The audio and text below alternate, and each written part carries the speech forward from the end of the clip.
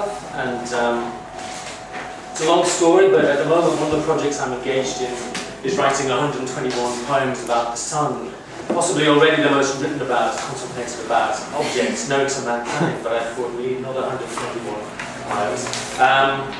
So I'm about 40 poems into the project so far. But when Chris McCabe approached me about the P.O.W. projects, I thought maybe the sun poems would work quite well, because some of them are quite visual, some of them are formatted in a standard way, and some of them are like visual poems. So this is, I think, the first time these two, this is Sunspot 18 and Sunspot 6, but I may change the numbers later.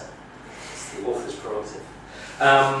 The two of them appear on this here, kind of circles within circles, which I think is looks rather spectacular, and I'm very, very pleased with. I submitted 6 poems initially, all visually interesting, but every time we put the 6 of them down together, somehow they weren't working harmoniously as a visual experience. So I don't remember who thought of the idea, but we thought, why don't we just do 2 and really blow up the circles, and maybe even though the words are fewer, visually it has quite a strong impact. So I'm very happy with the solution we found. So I'm going to read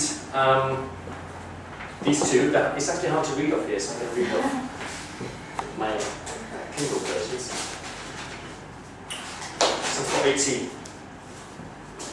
Could it have known, as the disk accrued, as gravity drew all things to itself, as proto-planets formed in its skirts, came spinning like googlies from the back of the maker's hand, that it would have to oversee all this, the billion years of agony and bliss, the sun-kissed, fly-blown wounds of everything that exists.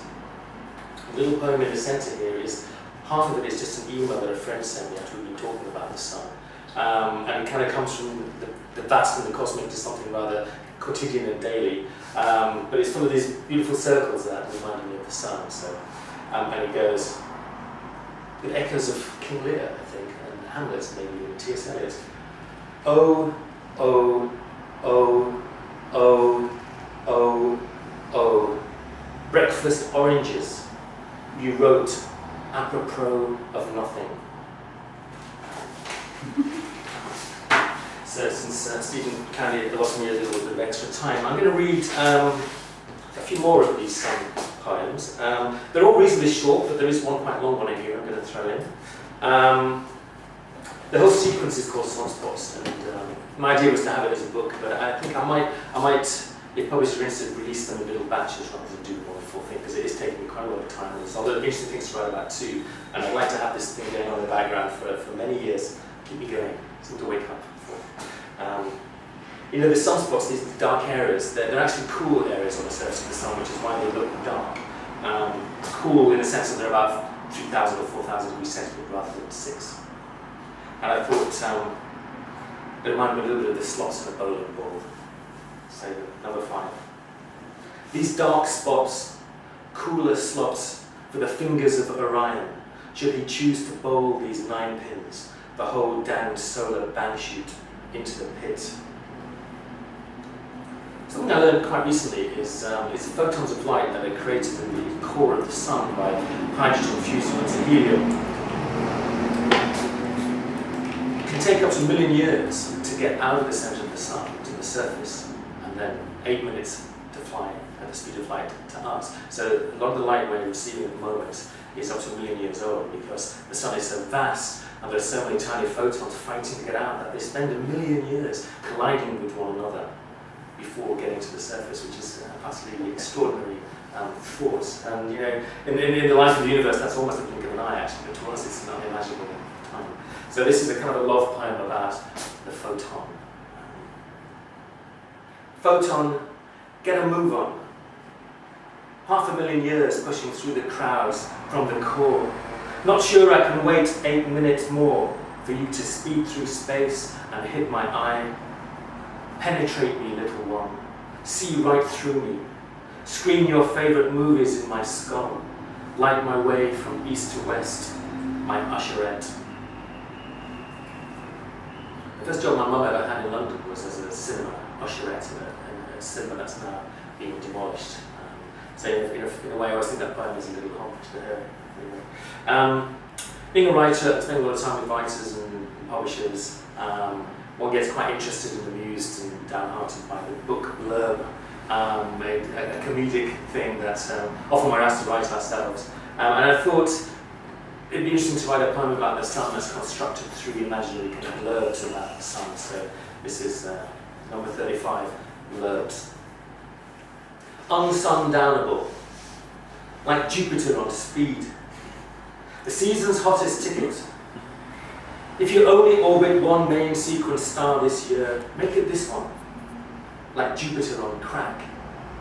I started watching at sunrise and we're still watching by sunset. We'll linger with you long after the last ray. Confirms the sun as our system's most creative star, like Jupiter on crystal meth. Our greatest living hydrogen stylist. Once you've tasted helium, you won't want to go back to hydrogen. A luminous debut will appeal to the dedicated sun lover and casual astronomer alike. I'm going to read one final poem, which is a little bit longer, and it was a commission for the Hayward Gallery's recent light show exhibition, where there are lots of artists using light as an idea and also a means of building sculptures. And I had this beautiful piece called Rose, which was a room with 7 lamps on the far side, arranged in such a way that they shone into an area, creating a star-like kind of presence. And there was kind of the dry ice floating around. Really, really simple thing, but actually a rather commanding image. And I used to spend a couple of hours there just making notes, and people would come up and talk to me, and they all thought I was drawing it. I said, "Are you an artist? Are you drawing this?" I said, "No, I'm writing about it." And they're like, "Wow, really?" They were more interested somehow in someone writing about this thing than drawing it. So this is kind of speaking from the point of view of this star, really. So imagine it's kind of burning behind me as it did when I performed this to people. And it's called Rose. The universe hurts, but you knew that. I pity you, your brief lives, over in the squint of an eye. It's a problem, but don't overblink it. Some stars are shy, the distant ones, the clingy binary ones, the dense ones who try to swallow their own tails of light but lack the mass, didn't get the right start in life. Step forward, feel the warmth. I'll let you in on a secret. Hell is just an oven preheating for something really wicked coming this way. Turn around for your shadow. What do you see? 4 legs, 2 legs, 3? How limpingly Oedipal you can be. Ever want to be a star? It's a simple recipe. Most households have the ingredients. Everyone has a shelf full of dead cells, an old bag of gravity trapped at the back of the pantry. You just don't have enough of what it takes. Is Jupiter a failed star or an overachieving planet? You decide. Put your spin on it. Stars are the yes men of the universe. No negative capability. 4 billion years of saying yes and 5 billion years of yeses yet to come. I'd love to use up this core, begin to mumble maybe for 1 trillion years or more. I pity you, your brief lives. Are you planning for your nebula, the things you'll leave behind, your inventory, memento mori? The universe hurts, but you knew that. I'm starting to repeat myself. My daddy was a pulsar.